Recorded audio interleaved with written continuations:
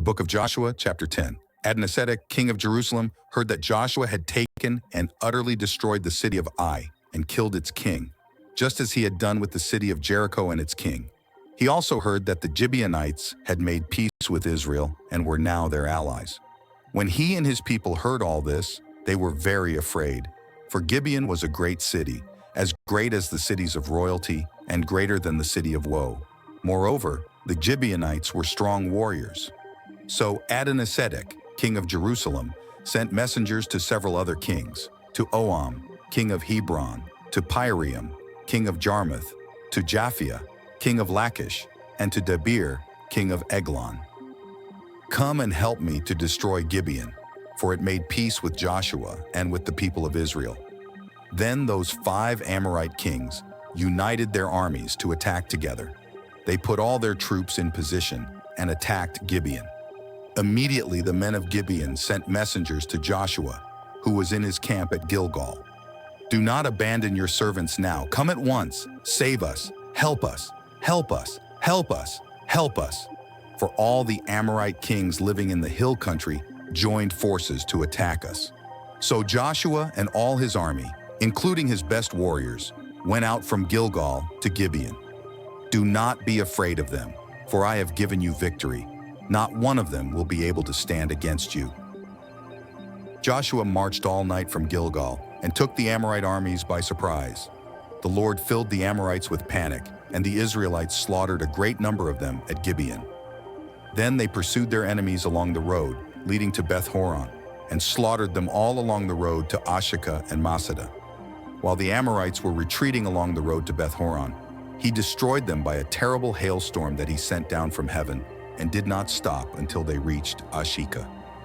The hail killed more enemies than killed the Israelites with the edge of the sword.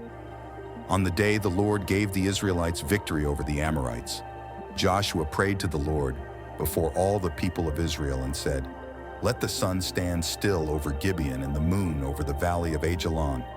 Then the sun stood still and the moon stayed in place until the nation of Israel had finished defeating their enemies. Is that event not recorded in the book of Doing?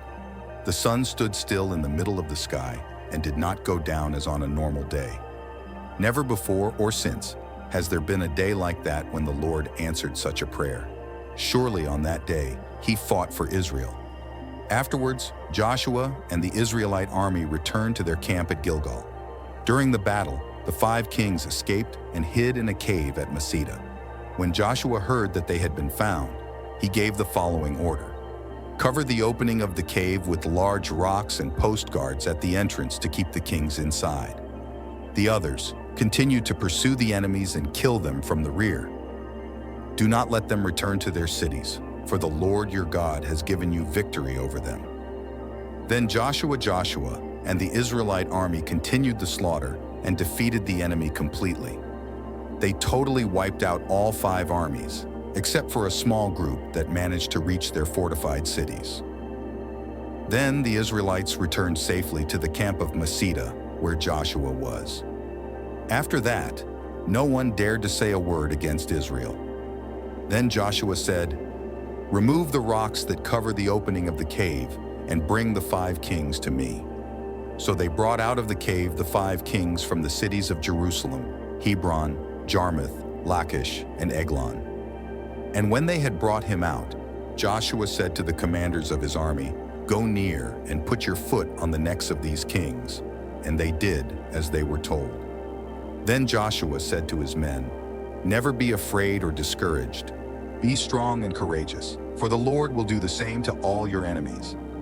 So Joshua killed each of the 5 kings and pierced them with 5 sharpened poles, where they hung until evening. As the sun was setting, Joshua had the bodies taken down from the poles and thrown into the cave where the kings had been hiding.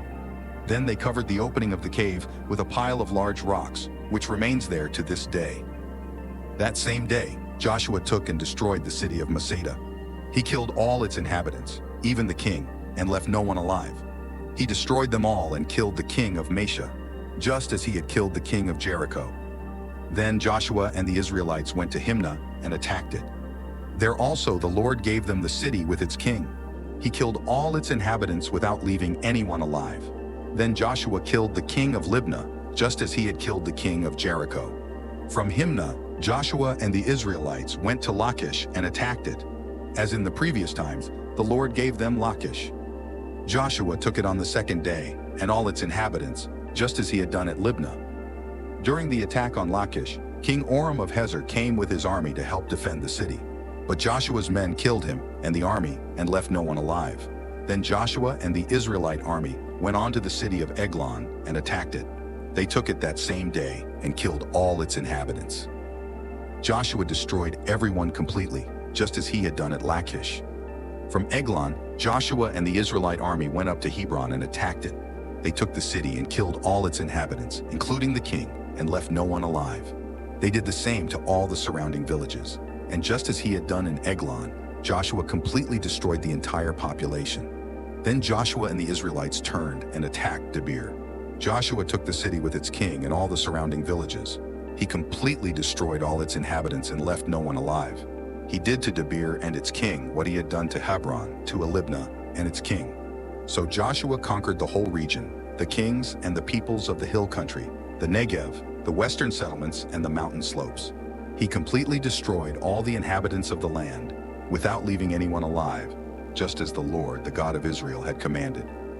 Joshua slaughtered them from Kadesh, Barnea, to Gaza, and from the region around the city of Goshen to Gibeon. Joshua defeated all those kings and conquered their territories in a single campaign, because the Lord, the God of Israel, fought for his people. Afterwards, Joshua and the Israelite army returned to their camp in Gilgal.